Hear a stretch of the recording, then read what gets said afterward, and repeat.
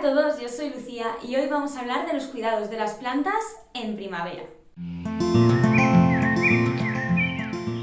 Es verdad que ya estamos a mitad de mayo, llevamos 2 meses de primavera y lo suyo habría sido hacer este vídeo bastante antes. Lo que pasa es que hasta hace unas semanas aquí seguía haciendo frío y yo he estado intentando apurar algunos trasplantes de los que ahora os hablaré por cuestiones de floración y de las plantas. Por otro lado, hay algunos cuidados que no podían esperar, ya los he hecho antes de grabar este vídeo y son los primeros de los que vamos a hablar. Lo primero que hice hace aproximadamente un mes fue reubicar a las plantas que lo necesitaban. Habían algunas zonas de la casa donde ya empezaba a dar más luz y algunas plantas, como este espatifilo, habían empezado a quemarse. Así que las aparté de la ventana y ahora me está dando nuevos brotes y la verdad es que se le ve bastante mejor. Como ya os comenté también en el vídeo anterior, a las slumbergeras les estaba dando bastante sol, había sido una decisión consciente porque quería estresarlas, pero ya empezaban a quemarse y las pasé a una ventana norte donde no reciben el sol directo. Hice lo mismo también con la Otona capensis, pero tardé demasiado y muchos de sus tallos terminaron por quemarse. Esta va a ser la primera planta a la que le demos cierto mantenimiento hoy porque, si la veis, está bastante chamuscada y creo que pueden salvarse algunos esquejes que vamos a hacer desde los tallos sanos. Soy muy consciente de la mala pinta que tiene esta planta, de las pocas probabilidades que hay de que me sobreviva, pero la intención es salvar algunos tallitos cultivándolos en agua. Después del trasplante tengo que deciros que me sorprendió que sus 2 tallos sanos mantuvieran sus raíces sanas.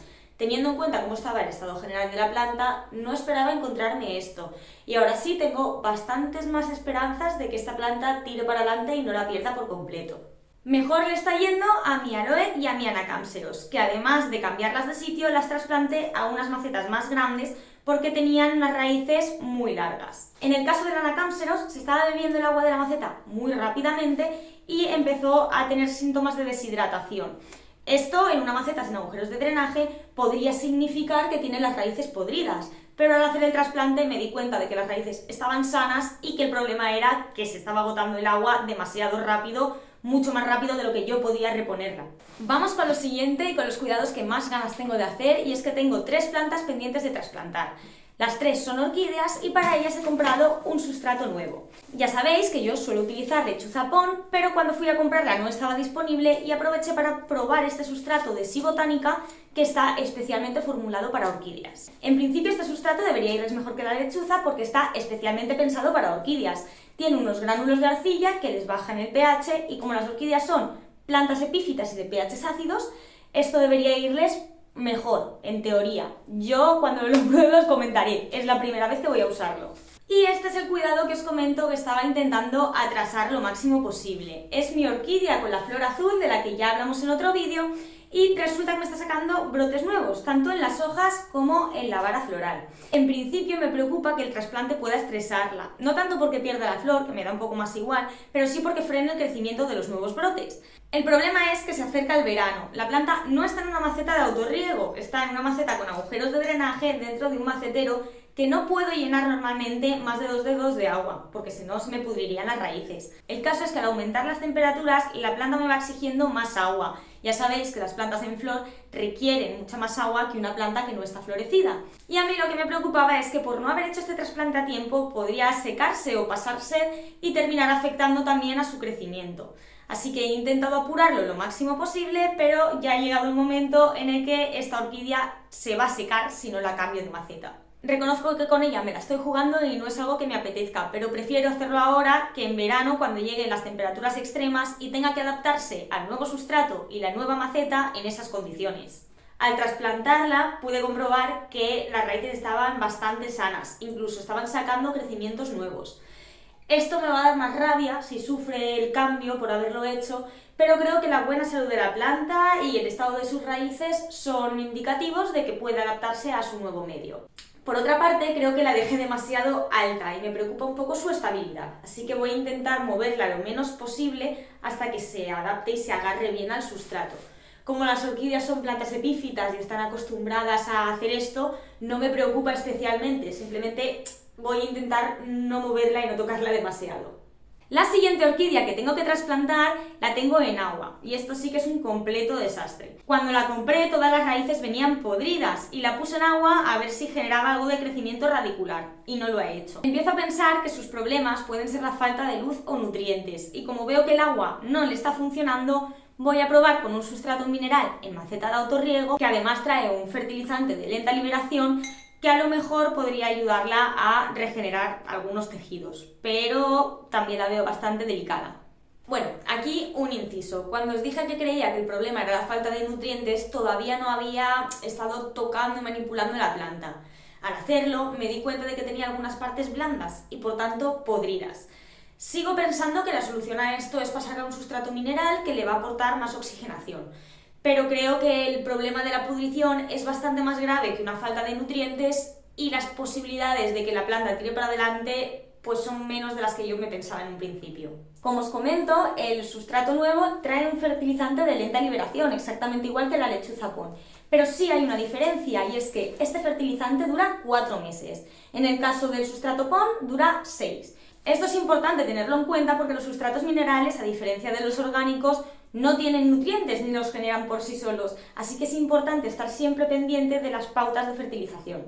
Por último tengo esta orquídea que ya os enseñé en el vídeo anterior terminando su floración.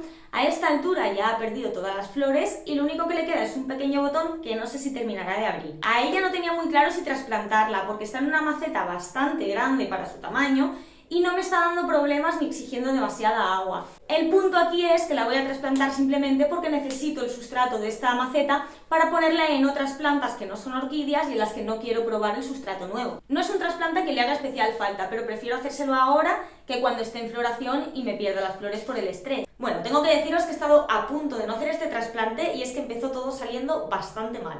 Primero, no encontré un macetero a la medida de la maceta que quería usar y he terminado usando uno mucho más grande. Después me di cuenta de que la maceta que había comprado venía defectuosa y no tenía el chivato del autorriego. Además, con los trasplantes de las orquídeas anteriores, agoté prácticamente el sustrato nuevo. Me quedaba un poquito, pero no era suficiente para llenar esta maceta. Por un momento pensé que no me iba a hacer falta hacer este trasplante y que me iba a durar el sustrato para todas las plantas que me quedaban.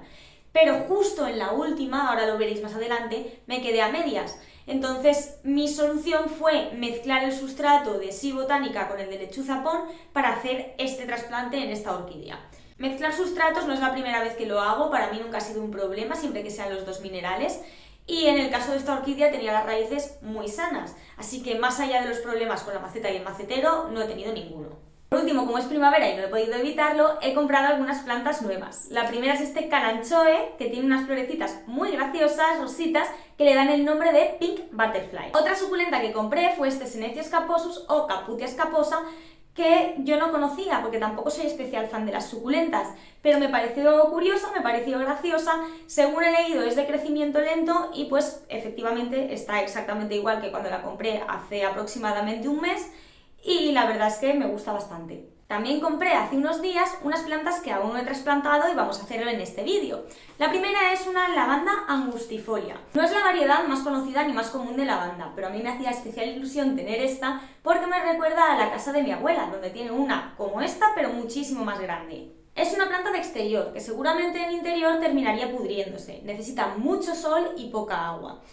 Yo no tengo jardín ni terraza, pero mi intención es ubicarla en la repisa exterior de una ventana que recibe bastante luz. Junto a ella quiero poner esta otra lavanda de una variedad bastante más aromática que compré con intención de ambientar la habitación donde tengo un pájaro, sin utilizar ambientadores ni velas que puedan ser perjudiciales para su sistema respiratorio. La ventana de esta habitación es la que más sol recibe de toda la casa y bajo mi experiencia creo que son plantas que pueden funcionar muy bien ahí.